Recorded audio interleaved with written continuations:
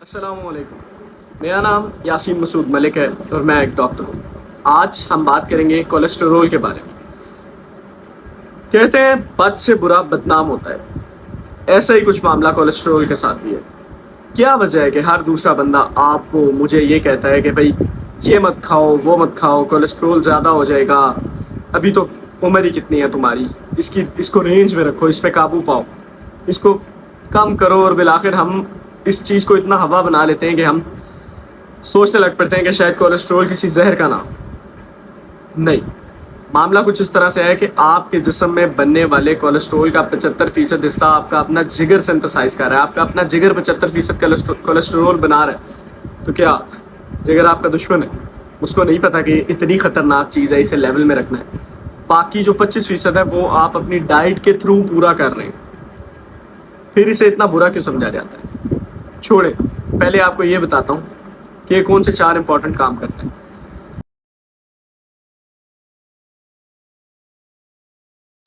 ये 4 कारनामे जान लेने के बाद आपको कोलेस्ट्रॉल से मोहब्बत होने वाली। पहला काम जो कोलेस्ट्रॉल आपकी बॉडी में करता है वो ये है कि आपके जिस्म में जितने भी सेल्स हैं उन सब की जो सेल मेम्ब्रेन्स हैं उनको सिंथेसाइज करता है, उनको बनाता है। ठीक है। दूसरी चीज़, आपके बहुत सारे हार्मोन्स जिनमें आपका एल्डोस्टेरोन जो आपका ब्लड प्रेशर रेगुलेट करता है, आपके एंड्रोजन्स यानी कि आपके जो रिप्रोडक्टिव लाइफ से रिलेटेड हार्मोन्स है जिसमें आपके टेस्टोस्टेरोन आ जाता है, एस्ट्रोजन आ जाता है, कोर्टिसोल, और इसके अलावा बहुत से ग्लूकोकॉर्टिकॉइड और मिनरेलोकॉर्टिकॉइड हार्मोन्स जो हैं वो, इन शॉर्ट कि आपके बहुत से हार्मोन्स का एक मेजर कंपोनेंट कोलेस्ट्रॉल है। उनके सिंथेसिस में, उनके बनाने में इसका रोल है। नंबर 3 पे आपके पित्ते में जो एक जूस प्रोड्यूस होता है जिसका नाम बाइल है, जो कि आपकी जो चर्बी कंटेनिंग, फैट कंटेनिंग फूड्स हैं उसको हजम करने में मददगार साबित होता है। उस बाइल का भी इम्पॉर्टेंट हिस्सा है कोलेस्ट्रॉल।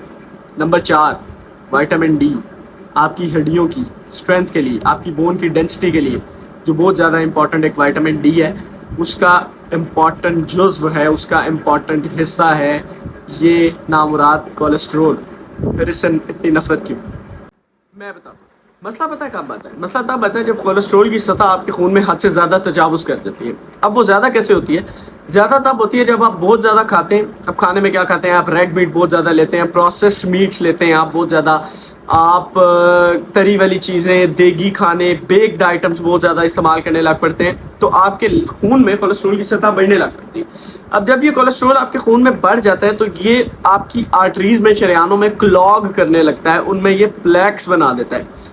वो प्लेक्स क्या करते हैं? आपकी शरेयानों को नैरो कर देते हैं, उनको तंग कर देते हैं, खून के बहाव को अफेक्ट करते हैं और बिलाखिर आपको फालिज, दिल के दौरे और इस तरह की दीगर बीमारियों के जो चांसेस हैं, बीमारियां होने के चांसेस बढ़ जाते हैं।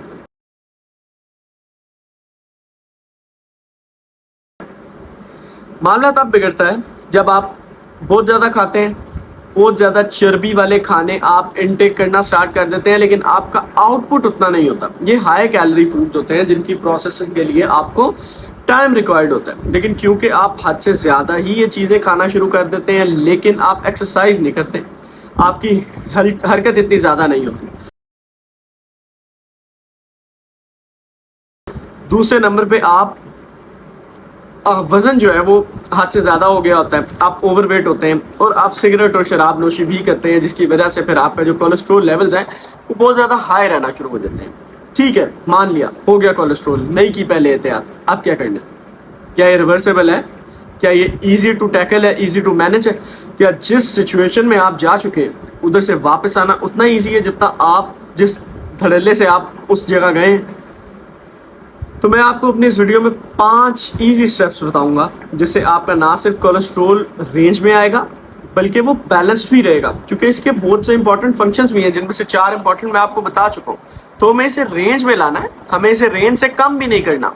यहाँ पे अक्सर मरीज गलती करते हैं कि वो मुख्तलिफ लोगों से मशवरे लेते हैं और एक्सेसिव मेडिसिन यूज़ करते हैं, एक्सेसिव टोट के इस्तेमाल करते हैं और कोलेस्ट्रॉल को रेंज से भी ज़्यादा कम कर लेते हैं। पहले तो बहुत हाई था, अब वो लो कोलेस्ट्रॉल की तरफ चले जाता है और उनकी हार्मोन सिंथेसिस ठीक नहीं होती।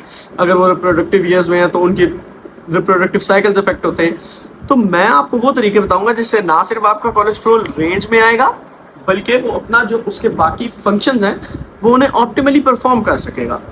अच्छा, पहला स्टेप पता क्या है, आपने अपनी डाइट में फाइबर ऐड कर लेना। अब फाइबर में क्या क्या चीज़ें आ जाती हैं वो मैं एक लिस्ट में शेयर कर देता हूँ।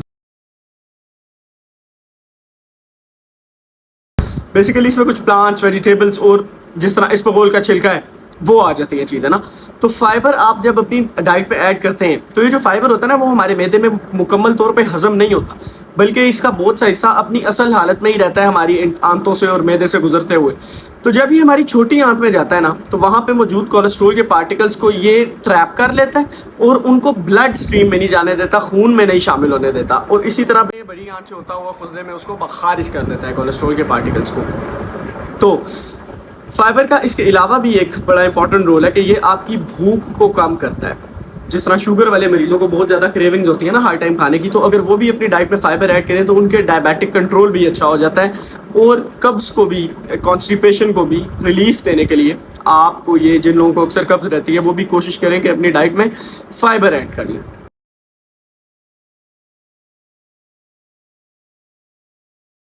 दूसरे नंबर पे आपने अपनी डाइट में लहसुन को, गार्लिक को ऐड करना है। अब लहसुन जो है, गार्लिक जो है वो 100 ऑफ ईयर्स से इस्तेमाल होता आ रहा है कोलेस्ट्रॉल लोअरिंग प्रैक्टिस में। अब ये करता क्या है, ये 3 से 4 बुनियादी काम करता है।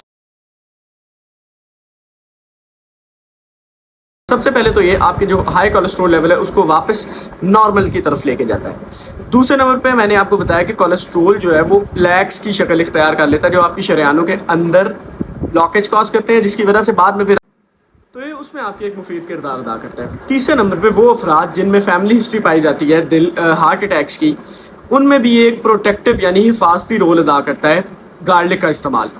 चौथे नंबर पे ये आपके ब्लड प्रेशर के कंट्रोल में और शुगर को कंट्रोल करने में भी मुफीद साबित होता है। चौथे नंबर पे बात करते हैं फ्लैक्स सीड की, जिसे अलसी के बीज भी कहा जाता है। अब ये आपने क्यों इस्तेमाल करनी है, मैंने आपको वीडियो के स्टार्ट में बताया था कि कोलेस्ट्रॉल के 4 से 5 बहुत ज़्यादा बुनियादी रोल भी हैं, इसलिए हमें इसे नॉर्मल रेंज में लेके आना है, उससे कम नहीं करना। तो जो फ्लैक्स सीड है ना, यानी कि अलसी के बीज, वो कोलेस्ट्रॉल को हाई लेवल्स को, कोलेस्ट्रॉल के लेवल्स को बैलेंस करता है। तो बेसिकली ये कोलेस्ट्रॉल के लेवल्स को इस सतह तक नहीं गिरने देता है कि जिससे वो अपने नॉर्मल फंक्शंस भी परफॉर्म ना कर पाए। इसका रोल भी वैसा ही है जैसा सॉल्युबल फाइबर का था। ये आपकी इंटेस्टाइन से ट्रैप करता है कोलेस्ट्रॉल को और उसकी एक्सक्रीशन को, यानी उसके फुजले के थ्रू खारिज होने को बढ़ा देता है। इस तरह से ये आपके कोलेस्ट्रॉल का जो बैलेंस है वो इंक्रीज करता है। हाई कोलेस्ट्रॉल को तो लो करता है ये, लेकिन जो आपके बाकी जो आपके जिस्म में फैट के कंपोनेंट्स है, जिसमें आपका LDL, आपका HDL और आपके टैग्स आ जाते हैं, ट्राइग्लिसराइड्स आ जाते हैं, उनके लेवल्स को भी ये बैलेंस रखता है। और इस तरह ये आपको बहुत ज़्यादा प्रोटेक्टिव रोल देता है इन केस के अगर आपका हाइपरलिपिडीमिया हो चुका है आपको, और आपके जिसकी वजह से बाद में फिर आपको दिल का दौरा और फालिज के चांसेस जो हैं वो बहुत ज़्यादा बढ़ जाते हैं। अगला जो हमारा पॉइंट है वो है ईट मोर फिश। मैंने स्टार्ट ऑफ द वीडियो में आपको बताया था कि आपको रेड मीट अवॉइड करना है, तो आपको उसे रिप्लेस तो करना है। आपको अपनी प्रोटीन पोर्शन कहाँ से लेनी है? अगर आपका मीट में कुछ खाने का दिल कर रहा है तो आपको रेड मीट को रिप्लेस करना है वाइट मीट से, और उसमें जो बेटर ऑप्शन है चिकन के ऊपर जो प्रेफर की जाता है वो है आपकी फ़िश। सो ईट मोर फिश। फ़िश जो है वो फ़िश हो जाए या फ़िश के जो सप्लीमेंट्स हैं जिसमें फ़िश लिवर ऑयल है, इन सब का जो एनालिसिस किया जाता है या इनका जो डाटा अवेलेबल है हमारे पास, उसके मुताबिक इनका बहुत गुड कोलेस्ट्रॉल कंट्रोल है। इसके अलावा ये आपके टैग्स को, LDL को और HDL को भी रेगुलेट करने में, उनको भी अपनी एक बैलेंस्ड वे में उनकी रेंजेस मेंटेन करने में भी फ़िश का बहुत ज़्यादा अच्छा रोल है। और उसके अलावा आपकी हार्ट हेल्थ के लिए भी फ़िश जो बहुत अच्छी चीज़ है, तो अपनी डाइट में फ़िश को इनटेक करें। हमारा जो लास्ट पॉइंट है, जो हमारा 5th पॉइंट है, वो एक अमेलगम है। अगर मैं उसको टाइटल दूं तो वो है stress management and lifestyle modification. सबसे पहले तो आपको अपने स्ट्रेस लेवल्स को रेगुलेट करना है। आपको किसी किस्म की जहनी या जिस्मानी टेंशन, तनाव का शिकार नहीं होना है, उससे बचना है, क्योंकि स्ट्रेस का भी डायरेक्टली ताल्लुक है, आपका जो स्ट्रेस हार्मोन है कॉर्टिसोल, उसका ताल्लुक है आपके कोलेस्ट्रॉल के लेवल्स को रेज कर देने से। तो आपको अपना स्ट्रेस पे काबू पाना है और आपको एक हेल्दी लाइफस्टाइल अडॉप्ट करना है। अब आप हेल्दी लाइफस्टाइल कैसे अडॉप्ट कर सकते हैं? आप चीज़ें रिप्लेस कर लें। आप अपना गंदा सा, सुस्त सा जो लाइफस्टाइल है उसको आप एक एक्टिव लाइफस्टाइल से रिप्लेस करें, जिसमें आप एक्सरसाइज करें। दूसरे नंबर पे आपके जो स्नैक्स हैं जिसमें आप कोई पोटैटो फ्राइज़ खाते हैं, चिप्स खाते हैं, उनको आप रिप्लेस कर लें नट्स के साथ। और उसके तीसरे नंबर पे जो आप चीज़ करें वो आप ये करें कि आप बटर को रिप्लेस कर लें ऑलिव ऑयल के साथ। प्लांट बेस्ड ऑयल्स आप अपनी लाइफ में इस्तेमाल करना स्टार्ट करें। हम बिल्कुल भी ऑयल्स छोड़ नहीं सकते, ये हमारे लिए इम्पॉर्टेंट है।